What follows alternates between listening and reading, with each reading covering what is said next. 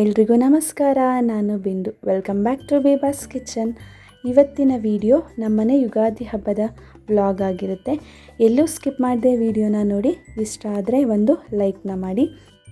ಇದು ಹಬ್ಬದ ದಿನ.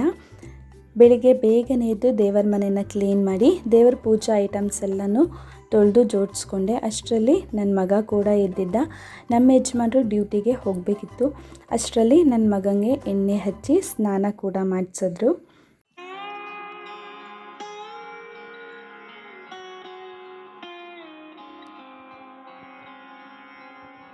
ನಾನು ಕೂಡ ಎಣ್ಣೆನ ಹಚ್ಕೊಂಡು ಮಜ್ಜನನ್ನು ಮಾಡಿಕೊಂಡು ದೇವರ ಮನೆ ಕೆಲಸ ಎಲ್ಲನೂ ಮುಗಿಸ್ಕೊಂಡೆ. ನಂತರ ಬಾಗಿಲಿಗೆ ಮಾವಿನ ತೋರಣನ ರೆಡಿ ಮಾಡ್ಕೋತಾ ಇದ್ದೆ. ಇವತ್ತು ಇಲ್ಲಿ ಪೂಜೆನ ಮುಗಿಸ್ಕೊಂಡು ಊರಿಗೆ ಹೋಗಬೇಕಿತ್ತು. ಅದಕ್ಕೆ ಸ್ವಲ್ಪ ಬೇಗನೆ ಎದ್ದಿದ್ದೆ. ನೋಡಿ, ಈ ರೀತಿ ತೋರಣನ ಮಾಡ್ಕೊಂಡಿದ್ದೆ. ಸ್ನಾನಕ್ಕಿಂತ ಮುಂಚೆ ಹೊರಗಡೆ ಎಲ್ಲ ತೊಳೆದು ಬಿಟ್ಟಿರ್ತೀನಿ. ಈಗ ಹೊಸ್ಲಿಗೆ ಅರಿಶಿನ ಕುಂಕುಮನ ಹಾಕಬೇಕಾದ್ರೆ ಮತ್ತೆ ಹೊಸ ನೀರಲ್ಲಿ ಹೊಸ್ಲನ್ನ ತೊಳ್ಕೊಂಡು ಅರಿಶಿನ ಕುಂಕುಮನ ಹಚ್ಕೋತೀನಿ. ಇವತ್ತು ಯುಗಾದಿ ಹಬ್ಬ ಅಲ್ವಾ, ಅದಕ್ಕೆ ತೋರಣದ ಡಿಸೈನಲ್ಲಿ ರಂಗೋಲಿನ ಹಾಕೋತಾ ಇದ್ದೆ. ನನಗೆ ಈ ಹಬ್ಬಗಳ ಸಮಯದಲ್ಲಿ ದೊಡ್ಡದಾಗಿ ರಂಗೋಲಿನ ಬಿಡೋದಕ್ಕೆ ಇಷ್ಟ. ಆದರೆ ಜಾಗ ಚಿಕ್ಕದಾಗಿರೋದ್ರಿಂದ ಪುಟ್ಟದಾಗಿ ರಂಗೋಲಿನ ಹಾಕಿದ್ದೆ. ಜೊತೆಗೆ ಅದಕ್ಕೆ ಬಣ್ಣವನ್ನು ಕೂಡ ಹಾಕ್ಕೊಂಡೆ. ನೋಡಿ, ಹೀಗೆ ಬಂದಿದೆ ರಂಗೋಲಿ.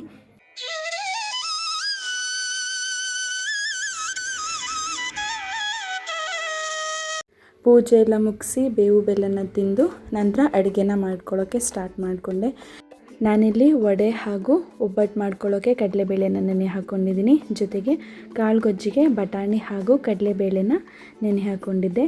ಮೊದಲು ಒಬ್ಬಟ್ಟಿಗೆ ರೆಡಿ ಮಾಡ್ಕೊಳ್ಳೋಣ ಅಂತ ಹೇಳಿ ರೆಡಿ ಮಾಡ್ಕೋತಾ ಇದ್ದೆ.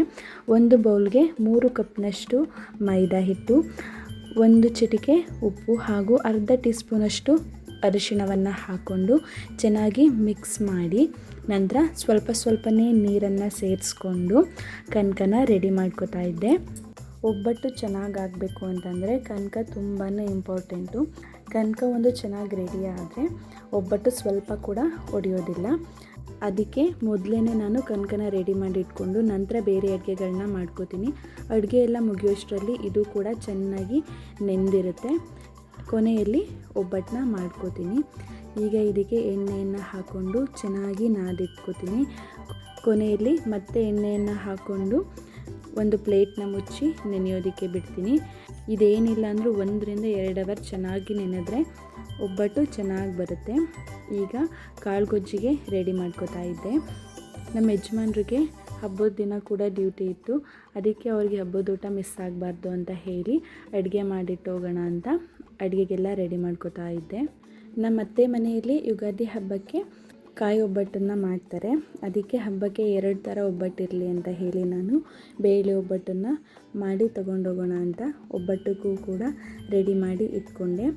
ಈಗ ಕಾಳುಗೊಜ್ಜು ಮಾಡೋದಕ್ಕೆ ಒಂದು ಕಡಾಯಿಗೆ ಸ್ವಲ್ಪ ಎಣ್ಣೆಯನ್ನು ಹಾಕ್ಕೊಂಡು ಚಕ್ಕೆ, ಲವಂಗ, ಶುಂಠಿ, ಬೆಳ್ಳುಳ್ಳಿ ಹಾಗೂ ಈರುಳ್ಳಿಯನ್ನು ಹಾಕ್ಕೊಂಡು ಈರುಳ್ಳಿ ಹೊಂಬಣ್ಣ ಬರೋವರೆಗೆ ಚೆನ್ನಾಗಿ ಬಾಡಿಸ್ಕೋಬೇಕು. ನಂತರ ಸಣ್ಣದಾಗಿ ಹೆಚ್ಚಿಟ್ಕೊಂಡಿರುವಂತಹ ಟೊಮೊಟೊ, ಪುದೀನ ಹಾಗೂ ಕೊತ್ತಂಬರಿ ಸೊಪ್ಪನ್ನು ಕೂಡ ಹಾಕ್ಕೊಂಡು 2 ರಿಂದ 3 ನಿಮಿಷ ಚೆನ್ನಾಗಿ ಬಾಡಿಸ್ಕೊಂಡು ಇದ್ರ ಜೊತೆಗೆ ಸ್ವಲ್ಪ ತೆಂಗಿನಕಾಯಿ ತುರಿ ಹಾಗೂ 1/4 ಕಪ್ನಷ್ಟು ಹುರ್ಗಡ್ಲೆನ ಹಾಕ್ಕೊಂಡು ಚೆನ್ನಾಗಿ ಹುರ್ಕೋಬೇಕು. ಇದಾದ ನಂತರ ಒಂದು ಪ್ಲೇಟ್ಗೆ ಹಾಕ್ಕೊಂಡು ತಣ್ಣಗಾಗೋದಕ್ಕೆ ಬಿಡಬೇಕು. ಇದು ತಣ್ಣಗಾಗುವಷ್ಟರಲ್ಲಿ ಕಾಳನ್ನ ಒಗ್ಗರಣೆ ಮಾಡ್ಕೋತೀನಿ. ಅದಕ್ಕೆ ಸ್ಟವ್ ಹಚ್ಚಿ ಒಂದು ಕುಕ್ಕರ್ನ ಇಟ್ಕೊಂಡು 1 ಟೇಬಲ್ ಸ್ಪೂನಷ್ಟು ಎಣ್ಣೆಯನ್ನು ಹಾಕಿ ಅದಕ್ಕೆ ಸಣ್ಣದಾಗಿ ಹೆಚ್ಚಿಟ್ಟಿರುವಂತಹ ಈರುಳ್ಳಿನ ಸೇರಿಸ್ಕೊಂಡು ಹಸಿ ವಾಸನೆ ಹೋಗೋವರೆಗೆ ಬಾಡಿಸ್ಕೋಬೇಕು. ನಂತರ ನೆನೆಸಿಟ್ಕೊಂಡಿರುವಂತಹ ಕಡಲೆಕಾಳು ಹಾಗೂ ಬಟಾಣಿಯನ್ನು ಹಾಕ್ಕೊಂಡು ಅದನ್ನು ಕೂಡ ಚೆನ್ನಾಗಿ ಹುರಿಬೇಕು. ಕಾಳುಗಳ ಜೊತೆಗೆ ಆಲೂಗೆಡ್ಡೆ ಹಾಗೂ ಬೇರೆ ತರಕಾರಿಗಳನ್ನು ಕೂಡ ಸೇರಿಸ್ಕೋಬೋದು. ನಾನಿಲ್ಲಿ ಬರೀ ಕಾಳುಗಳನ್ನ ಹಾಕಿ ಮಾಡ್ಕೋತಾ ಇದ್ದೀನಿ. ಸ್ವಲ್ಪ ಹುರ್ಕೊಂಡಿದ ನಂತರ 1 ಟೇಬಲ್ ಸ್ಪೂನಷ್ಟು ಉಪ್ಪನ್ನು ಹಾಕಿ ಚೆನ್ನಾಗಿ ಬಾಡಿಸ್ಕೋಬೇಕು. ಹುರಿದಿಟ್ಕೊಂಡಿರುವಂತಹ ಮಸಾಲೆ ಈಗ ತಣ್ಣಗಾಗಿದೆ. ಅದನ್ನು ಒಂದು ಮಿಕ್ಸರ್ ಜಾರ್ಗೆ ಹಾಕ್ಕೊಂಡು ಅರ್ಧ ಲೋಟದಷ್ಟು ನೀರನ್ನು ಹಾಕ್ಕೊಂಡು ಚೆನ್ನಾಗಿ ರುಬ್ಕೋಬೇಕು. 1 ರೌಂಡ್ ರುಬ್ಕೊಂಡಿದ ನಂತರ 1 ಟೇಬಲ್ ಸ್ಪೂನಷ್ಟು ಚಿಲ್ಲಿ ಪೌಡರ್ ಹಾಗೂ ಧನಿಯಾ ಪುಡಿನ ಹಾಕಿ ನುಣ್ಣಗೆ ರುಬ್ಕೊಂಡು ನಾವಾಗಲೇ ಕಾಳನ್ನು ಹುರಿದಿಟ್ಕೊಂಡಿದ್ವಲ್ಲ ಅದಕ್ಕೆ ಸೇರಿಸ್ಕೋಬೇಕು. ಮಸಾಲೆನ ಸೇರಿಸ್ಕೊಂಡಿದ ನಂತರ ಚೆನ್ನಾಗಿ ಮಿಕ್ಸ್ ಮಾಡಿಕೊಂಡು ಸ್ವಲ್ಪ ಹಸಿ ವಾಸನೆ ಹೋಗೋವರೆಗೆ ಎಣ್ಣೆನಲ್ಲೇ ಬೇಯೋದಕ್ಕೆ ಬಿಡಬೇಕು. ನಂತರ ಕನ್ಸಿಸ್ಟೆನ್ಸಿನ ನೋಡಿಕೊಂಡು ನೀರನ್ನು ಸೇರಿಸಿ ಮತ್ತೆ ಮಿಕ್ಸ್ ಮಾಡಿಕೊಂಡು ಕುಕ್ಕರ್ ಲಿಡ್ನ ಕ್ಲೋಸ್ ಮಾಡಿ ಒಂದೆರಡು ವಿಸಲ್ ಮಾಡಿಕೊಂಡ್ರೆ ಬಿಸಿ ಬಿಸಿ ಕಾಳುಗೊಜ್ಜು ರೆಡಿ ಆಗುತ್ತೆ. ಈ ಕಾಳುಗೊಜ್ಜು ರೆಡಿ ಆಗೋಷ್ಟರಲ್ಲಿ ನಾನಿಲ್ಲಿ ಪಾಯಸಕ್ಕೂ ಕೂಡ ರೆಡಿ ಮಾಡ್ಕೊತಾ ಇದ್ದೀನಿ. ಒಬ್ಬಟ್ಟು ಜೊತೆ ಅಕ್ಕಿ ಪಾಯಸ ಇಲ್ಲ ಅಂತ ಹೇಳಿದರೆ ಅಥವಾ ಕಾಯಲಿಲ್ಲ ಅಂತಂದರೆ ಒಬ್ಬಟ್ಟು ಪೂರ್ಣನೇ ಆಗೋಲ್ಲ. ಅದಕ್ಕೆ ನಾನಿಲ್ಲಿ ಕಳಿಸೋದಕ್ಕಿಂತ ತೆಗ್ದಿರ್ತೀನಲ್ಲ ಅದನ್ನೇ ಇಲ್ಲಿ ಒಂದು 3 ಟೇಬಲ್ ಸ್ಪೂನಷ್ಟು ಒಂದು ತವಕ್ಕೆ ಹಾಕಿ ಹೊಮ್ಮಣ್ಣ ಬರೋವರೆಗೆ ಹುರಿದು ಇಟ್ಕೊಂಡಿದ್ದೀನಿ. ನಂತರ ಒಂದು ಮಿಕ್ಸರ್ ಜಾರ್ಗೆ 7-8 ಬಾದಾಮಿ, ಗೋಡಂಬಿ, 1 ಟೇಬಲ್ ಸ್ಪೂನಷ್ಟು ಗಸಗಸೆ ಹಾಗೂ ಹುರಿದಿಟ್ಕೊಂಡಿರುವಂತಹ ಅಕ್ಕಿ, ಅರ್ಧ ಕಪ್ನಷ್ಟು ತೆಂಗಿನಕಾಯಿ ತುರಿ, ಅರ್ಧ ಲೋಟದಷ್ಟು ನೀರನ್ನು ಹಾಕಿ ನುಣ್ಣಗೆ ರುಬ್ಬಿಟ್ಕೋತಾ ಇದ್ದೀನಿ. ನಂತರ ಸ್ಟವ್ ಹಚ್ಚಿ ಒಂದು ಪಾತ್ರೆಯನ್ನು ಇಟ್ಟು 1 ಚಂಬು ನೀರನ್ನು ಹಾಕ್ಕೊಂಡು ಅದಕ್ಕೆ ಅರ್ಧ ಕಪ್ನಷ್ಟು ಪುಡಿ ಮಾಡಿಟ್ಕೊಂಡಿರುವಂತಹ ಬೆಲ್ಲವನ್ನು ಸೇರಿಸ್ಕೊತಾ ಇದ್ದೀನಿ. ಇದ್ರ ಜೊತೆಗೆ ರುಬ್ಬಿಟ್ಕೊಂಡಿರುವಂತಹ ತೆಂಗಿನಕಾಯಿ ಪೇಸ್ಟನ್ನು ಹಾಕ್ಕೊಂಡು ಚೆನ್ನಾಗಿ ಮಿಕ್ಸ್ ಮಾಡ್ಕೋಬೇಕು. ಈ ಪಾಯಸ ಮಾಡಬೇಕಾದ್ರೆ ನಾವು ಸ್ವಲ್ಪ ಗಮನ ಇಟ್ಟು ನೋಡ್ಕೋತಾ ಇರಬೇಕು, ಇಲ್ಲಾಂತಂದರೆ ಉಪ್ಪು ಬಂದು ಎಲ್ಲ ಚೆಲ್ಲೋಗುತ್ತೆ. ಅದಕ್ಕೆ ಅವಾಗವಾಗ ಇದನ್ನು ತಿರುಗಿಸ್ಕೊತಾ ಇರಬೇಕು. ಜೊತೆಗೆ ಮೀಡಿಯಮ್ ಉರಿನಲ್ಲಿ ಪಾಯಸನ ಬೇಯಿಸ್ಕೋಬೇಕು. ಒಬ್ಬಟ್ಟು, ತುಪ್ಪ ಹಾಗೂ ಈ ಪಾಯಸದ ಕಾಂಬಿನೇಷನ್ ಅಂತೂ ಸೂಪರಾಗಿರುತ್ತೆ. ಪಾಯಸ ರೆಡಿ ಆಗೋಷ್ಟರಲ್ಲಿ ಕೋಸಂಬರಿ ಕೂಡ ಮಾಡಿಟ್ಕೊಳ್ಳೋಣ ಅಂತ ಹೇಳಿ ಹೆಸರು ಬೇಳೆನ ನೆನೆ ಹಾಕಿಟ್ಕೊಂಡಿದ್ದೆ. ಹೆಸರು ಬೇಳೆನ ಒಂದು ಬೌಲ್ಗೆ ಹಾಕ್ಕೊಂಡು ಅದ್ರ ಜೊತೆಗೆ ಸಣ್ಣದಾಗಿ ಕಟ್ ಮಾಡಿ ಇಟ್ಕೊಂಡಿರುವಂತಹ ಸೌತೆಕಾಯಿ, ತುರಿದಿಟ್ಕೊಂಡಿರುವಂತಹ ಕ್ಯಾರೆಟ್ ಹಾಗೂ ತೆಂಗಿನಕಾಯಿ ತುರಿ, ಜೊತೆಗೆ ಹಸಿಮೆಣಸಿಕಾಯಿ, ರುಚಿಗೆ ತಕ್ಕಷ್ಟು ಉಪ್ಪನ್ನು ಸೇರಿಸ್ಕೊಂಡು ಚೆನ್ನಾಗಿ ಮಿಕ್ಸ್ ಮಾಡಿಕೊಂಡೆ. ಇದ್ರ ಜೊತೆಗೆ ದಾಳಿಂಬೆ ಕೂಡ ಸೇರಿಸ್ಕೋಬೋದು. ಕೆಲವೊಬ್ಬರು ಇದಕ್ಕೆ ಒಗ್ಗರಣೆ ಕೂಡ ಮಾಡ್ತಾರೆ. ನಾನು ಒಗ್ಗರಣೆ ಏನು ಮಾಡೋಕ್ಕೋಗಿಲ್ಲ, ಸಿಂಪಲ್ಲಾಗಿ ಮಾಡಿಕೊಂಡೆ. ರುಚಿ ಅಂತೂ ಸೂಪರಾಗಿತ್ತು. ಈಗ ಒಬ್ಬಟ್ಟಿಗೆ ರೆಡಿ ಮಾಡ್ಕೊತಾ ಇದ್ದೆ. ಅದಕ್ಕೆ ಒಂದು ಪಾತ್ರೆಗೆ ನೆನೆಸಿಟ್ಕೊಂಡಿರುವಂತಹ ಕಡಲೆಬೇಳೆನ ಹಾಕ್ಕೊಂಡು ಕಡಲೆಬೇಳೆ ಮುಳುಗುವಷ್ಟು ನೀರನ್ನು ಹಾಕಿ ಒಂದು 5-10 ನಿಮಿಷ ಬೇಯಿಸ್ಕೋಬೇಕು. ಈಗ ಬೇಳೆ ಕುದಿಯೋದಕ್ಕೆ ಸ್ಟಾರ್ಟ್ ಆಗಿದೆ. ಬೇಳೆನ 3/4 ಭಾಗ ಬೇಯಿಸ್ಕೊಂಡ್ರೆ ಸಾಕು, ತೀರಾ ಸ್ಮ್ಯಾಶ್ ಮಾಡ್ಕೊಳ್ಳೋಷ್ಟು ಬೇಯಿಸ್ಕೊಳ್ಳೋದೇನು ಬೇಡ. ಈಗ ಇದನ್ನು ಒಂದು ಜಾಲರಿ ಹಾಗೂ ಒಂದು ಪಾತ್ರೆನ ಇಟ್ಕೊಂಡು ನೀರು ಸೋರೋದಕ್ಕೆ ಇಟ್ಕೋತಾ ಇದ್ದೀನಿ. ಇದು ಕಂಪ್ಲೀಟ್ ತಣ್ಣಗಾಗಿದ್ದ ನಂತರ ಮತ್ತೆ ಸ್ಟವ್ ಹಚ್ಚಿ ಒಂದು ಪಾತ್ರೆಯನ್ನು ಇಟ್ಕೊಂಡು ನೀರು ಸೋರಿಸಿಟ್ಕೊಂಡಿರುವಂತಹ ಬೇಯಿಸಿರೋ ಕಡಲೆಬೇಳೆ ಹಾಗೂ 1 ಕಪ್ನಷ್ಟು ಬೆಲ್ಲವನ್ನು ಹಾಕೋತಾ ಇದ್ದೀನಿ. ಇದ್ರ ಜೊತೆಗೆ 3/4 ಕಪ್ನಷ್ಟು ತೆಂಗಿನಕಾಯಿ ತುರಿನ ಹಾಕ್ಕೊಂಡು ಚೆನ್ನಾಗಿ ಮಿಕ್ಸ್ ಮಾಡ್ಕೋಬೇಕು. ಇದಾದ ನಂತರ ಮೀಡಿಯಮ್ ಉರಿನಲ್ಲಿ ಬೆಲ್ಲ ಕರಗೋದಕ್ಕೆ ಬಿಡಬೇಕು. ಬೆಲ್ಲ ಎಲ್ಲ ಕರಗಿದೆ. ಈಗ ಇದಕ್ಕೆ 1 ಟೇಬಲ್ ಸ್ಪೂನಷ್ಟು ಏಲಕ್ಕಿ ಪುಡಿನ ಹಾಕ್ಕೊಂಡು ಚೆನ್ನಾಗಿ ಮಿಕ್ಸ್ ಮಾಡ್ಕೋತಾ ಇದ್ದೀನಿ. ಈ ರೀತಿ ಮಿಕ್ಸ್ ಮಾಡಿಕೊಂಡು ಸ್ವಲ್ಪ ತಣ್ಣಗಾಗೋದಕ್ಕೆ ಬಿಡಬೇಕು. ಕಂಪ್ಲೀಟ್ ತಣ್ಣಗಾಗೋದೇನು ಬೇಡ, ಸ್ವಲ್ಪ ಬಿಸಿ ಕಮ್ಮಿ ಆದರೆ ಸಾಕು.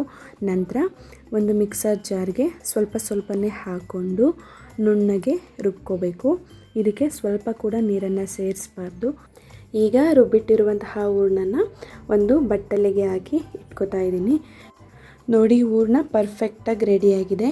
ತೀರಾ ತೆಳುನೂ ಇಲ್ಲ, ತುಂಬ ಗಟ್ಟಿನೂ ಆಗಿಲ್ಲ, ಪರ್ಫೆಕ್ಟಾಗಿ ಆಗಿದೆ. ನಾವು ಚಿಕ್ಕವರಿದ್ದಾಗ ಹಬ್ಬಗಳ ಸಮಯದಲ್ಲಿ ಈ ಹೂರಣನ ಉಂಡೆ ಕಟ್ಟೋ ಕೆಲಸ ನಮಗೆ ಇರ್ತಾಯಿತ್ತು. ನಾವು ಒಬ್ಬಟ್ಟು ಉಂಡೆ ಕಟ್ಟೋದಕ್ಕಿಂತ ತಿಂತಾ ಇದ್ದಿದ್ದೇ ಜಾಸ್ತಿ. ಆ ದಿನಗಳನ್ನ ನೆನೆಸ್ಕೊಂಡ್ರೆ ಇವಾಗ ತುಂಬಾ ಖುಷಿಯಾಗುತ್ತೆ. ನಾನಿವಾಗ ಒಬ್ಬಟ್ಟನ್ನ ತಟ್ಕೋತಾ ಇದ್ದೀನಿ. ಒಂದು ಕಡೆ ತವ ಕೂಡ ಬಿಸಿಗಿಟ್ಟಿದ್ದೆ. ನೋಡಿ, ಕನಕ ಕೂಡ ಪರ್ಫೆಕ್ಟಾಗಿ ಆಗಿದೆ. ತುಂಬ ಚೆನ್ನಾಗಿ ಬಂದಿದೆ. ನಾವು ಕನಕನ ನೆನೆಸಿದಷ್ಟು ಅದು ಚೆನ್ನಾಗಿ ಬರುತ್ತೆ. ನೋಡಿ, ಈಸಿಯಾಗಿ ತಟ್ಕೋಬೋದು.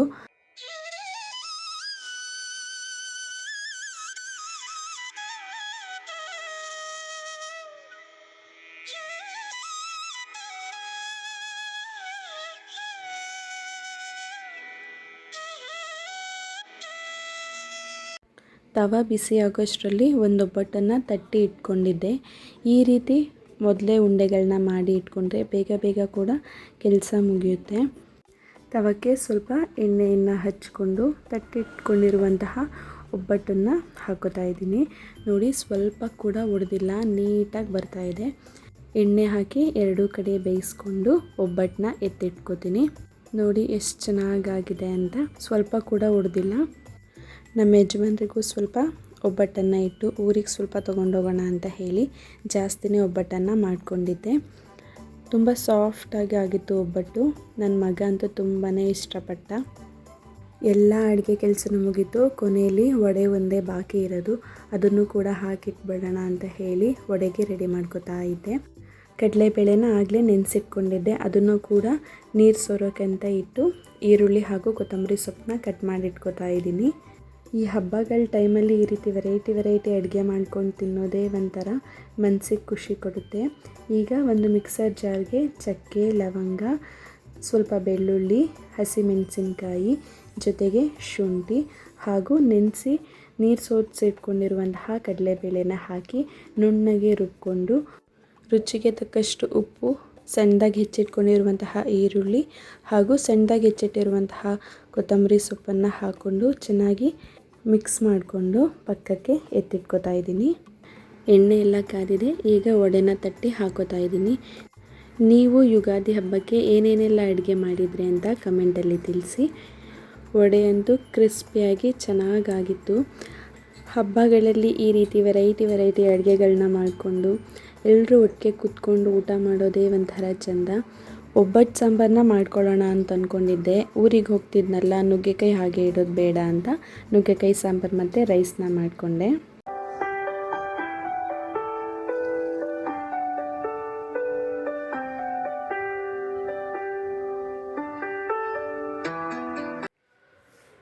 ಎಲ್ಲೋಗ್ತಿದ್ದೀವಿ ನಾವು ಇವತ್ತು? ಯಾವ ಊರಿಗೆ ಹೋಗ್ತಾ ಇದ್ದೀವಿ? ಹೌದಾ, ರೆಡಿಯಾಗಿದ್ದೀರಾ ನೀವು? ಎಲ್ಲೋಗ್ತಿದ್ದೀವಿ ಲಡ್ಡು? ನಾವು ಇವತ್ತು ಊರಿಗೆ ಹೋಗ್ತಿದ್ದೀವಾ? ಅದಕ್ಕೆ ಫಸ್ಟೇ ರೆಡಿಯಾಗಿ ನಿಂತ್ಕೊಬಿಟ್ಟಿದ್ಯಾ? ಓಕೆ, ನಡೀರಿ ಹೋಗೋಣ.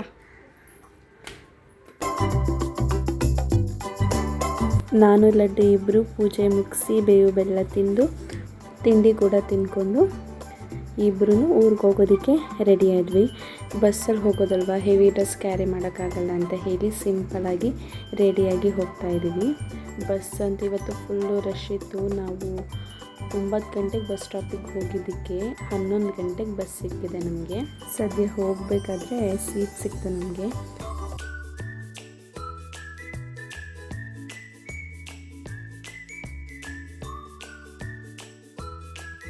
ಊರಿಗೆ ಹೋದ್ಮೇಲೆ ರೆಡಿಯಾಗಿ ಪೂಜೆ ಎಲ್ಲ ಮುಗಿಸ್ಕೊಂಡು ಫೋಟೋಸ್ ಎಲ್ಲ ತೊಗೊಂಡ್ವಿ.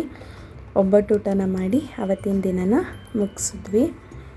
ಇದು ಯುಗಾದಿ ಹಬ್ಬದ ಮಾರನೆಯ ದಿನ, ಅಂದರೆ ಹೊಸತೊಡುಕಿನ ದಿನ. ಹಾಗೆ ವ್ಲಾಗ್ನ ಕಂಟಿನ್ಯೂ ಮಾಡ್ತಾ ಇದ್ದೀನಿ. ಇವತ್ತು ಹೊಸತೊಡುಕು. ನಾನ್ ವೆಜ್ ಮಾಡಿಲ್ಲ ಅಂದರೆ ಆಗುತ್ತಾ, ಅದಕ್ಕೆ ಬೆಳಗ್ಗೆ ತಿಂಡಿಗೆ ಮಟನ್ ಬಿರಿಯಾನಿನ ಮಾಡಿದ್ದೆ. ಮಟನ್ ಬಿರಿಯಾನಿ ಅಂತೂ ಸೂಪರಾಗಿತ್ತು. ಎಲ್ಲರೂ ಒಟ್ಟಿಗೆ ಕೂತು ತಿಂಡಿನ ಮಾಡ್ಕೊಂಡ್ವಿ. ತಿಂಡಿನ ಮುಗಿಸಿ ಮಧ್ಯಾಹ್ನ ಅಡುಗೆಗೆ ರೆಡಿ ಮಾಡ್ಕೊತಾ ಇದ್ವಿ.